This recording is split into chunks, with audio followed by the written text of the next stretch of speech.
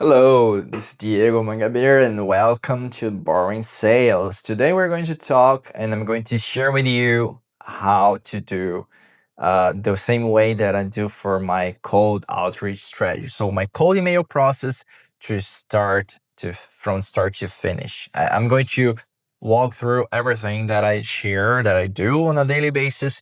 And I'll say that is like a challenge for me because imagine that you need my help today, like a consultant or even like head of sales from your team. So imagine something like this. Exactly what I would do if you or a client hand me a new business and said, set up outbound from scratch.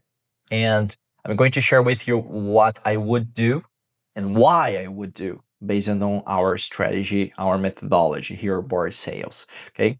The scenario is simple. Imagine on a B2B SaaS company, 10 to 80 employees, helps mid-market logistics companies reduce freight costs, founder doing sales themselves. This is uh, an example that might be practical for us. So I just created this example for us to have like pedagogically saying have something to be based. Okay. Wants to build outbound. This is 80% of my clients at BoringSales. So the founder does not know how to create that GTM strategy from scratch, or even would like to um, perform better or have better KPIs for it. The same principles apply if you are an AE, account executive, with a broken outbound motion, or a founder figuring out first sales. Okay. Phase one that we're going to start now together is ICP plus targeting. And we're going to do that in the week number one. ICP definition before touching any tool. That's really important. Now you need to pay attention, sit down for a while, and let's do it together. Okay. Who has the pain that you'd like to help? Who has the pain? And especially, do you believe you know the pain? Sometimes we are too arrogant to admit that we do not know the true pain that your client faces. Okay. What triggers it? Who holds budget? Who is the owner of the money? For logistics, SaaS, our example, VP operations or VP supply chain could be the right job titles that would like to outreach. In this case, in terms of headcount, 50 to 500 employees, high freight volume industry. So they have, uh, we could say, a lot of volume in terms of cargo. Trigger signals that we could understand from that ICP would be company expanded, new leadership in ops role, or recent capital raise. And we could find that information in PR information, LinkedIn company page, website, blog, session, and so on. Okay. Uh, you can start creating build 200, 300 target accounts, no deeper enrichment until ICP is confirmed. It's like a pre-made list with decision makers that we might have on our list. So you're creating the first signals for you to enrich after that. Okay. Talk to the founder on this case. What were your best three customers? What made them best? Okay. Take 30-minute conversation tells you more than any two. It's like the way I learn. I'm a learner. I always say this way. I have a lot of books, as you can see. So biographies teach you more, or even college, right? Or even experiences. So if you talk to a person, if you read about that person, you can avoid a lot of mistakes instead of I know what I need to do. Okay, you don't know anything. Okay, be humble. Start doing that, and you are going to understand the true pain that your ICP is facing. Okay, let's go to phase number two, infrastructure, weeks 1 to 2. Never send cold email from your primary domain. Create a sending subdomain. Okay, that's really important. If you use your website.com or any other domain that you have, do, do not do that. You might face any restriction to your own website. You need to avoid that. Okay. Also, configure SPF, DKIM, DMARC. I already explained in some podcasts about it, but this is more tech thing, IT thing. You need to pay attention on the compliance about it. Warm up new inboxes for 3 to 4 weeks before real outbound. That's true story. Okay, you need to prepare uh, the message system before you start uh, using the scale of sending more emails on a weekly basis. Choose your sequence too. I have some examples here like Instantly AI or Smart Lead.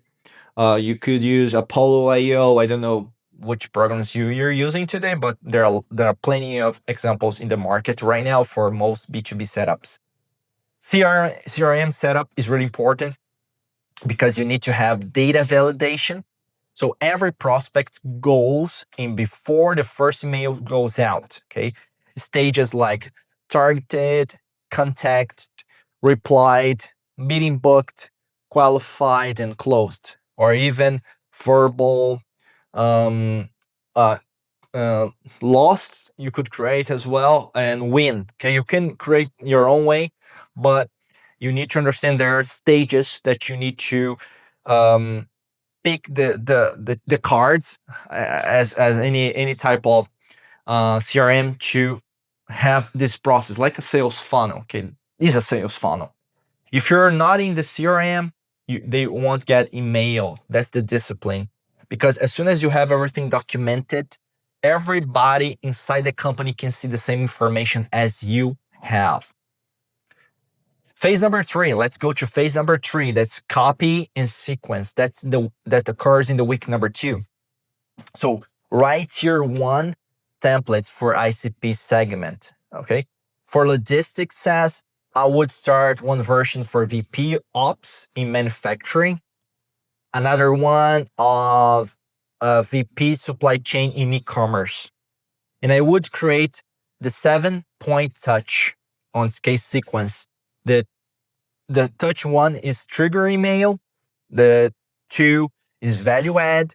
The 3 is related to social proof. So one sentence that I could use one business case from my own pipeline that was a win-win for everybody, and I could deliver value to that company.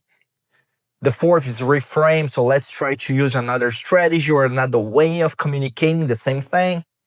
Touch number 5 is better interrupt. So let's start doing something different in terms of communication. So please pay attention on my information that I'm sharing. Touch number 6 is soft goodbye. You're not saying goodbye, but are you there? Something like that. And touch number 7 is breakup email. So there's no problem at all. I'm here.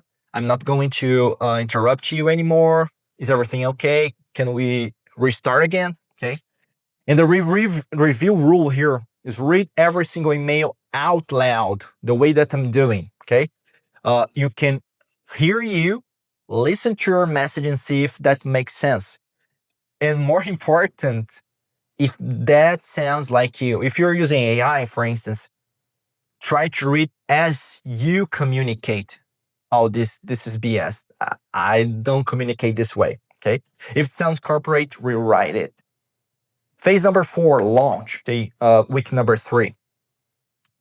Start slow, max 20, 30 new prospects per day, entering the sequence. And one thing that you need to do is monitor on a daily basis. Open rate below 30%, subject line of deliverability problem. So check your domain, check your hosting, try to use A/B testing.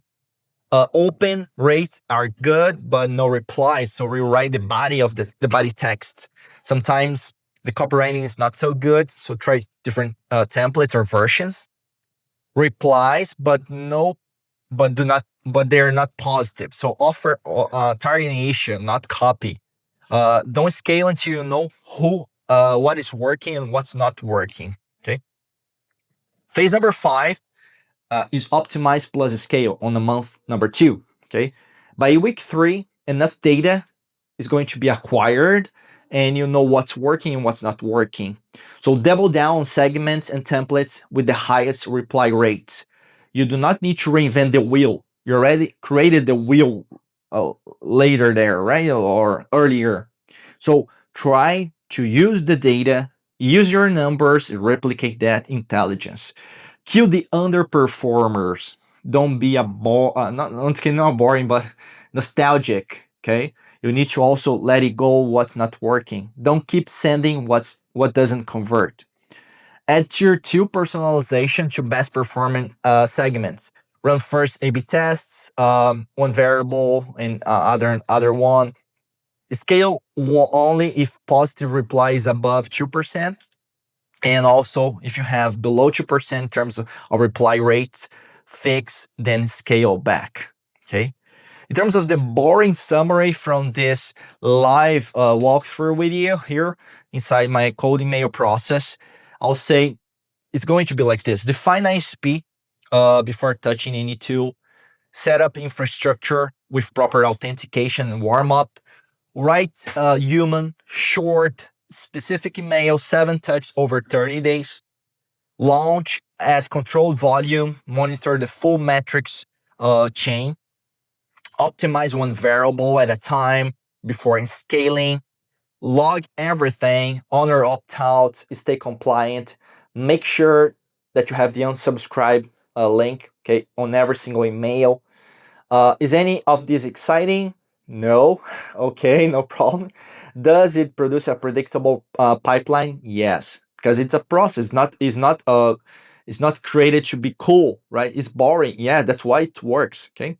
That's the entire point of boring sales. You had it. Okay, you have it. That's the process. So as soon as you have it, you're going to understand that this cold email process or even the machine that you created is going to perform, is going to be better every single day, every single week, every single month, and single year, because you have a strategy of long term. And the boring sales structure or methodology works because it's boring. You need to repeat that on a daily basis. But beyond that, you're going to have numbers, metrics that nobody will have, just you, your company, your team. So that's worth a shot. Okay. I wish a great day. We'll see each other in another podcast episode here and keep it boring. Bye. Take care.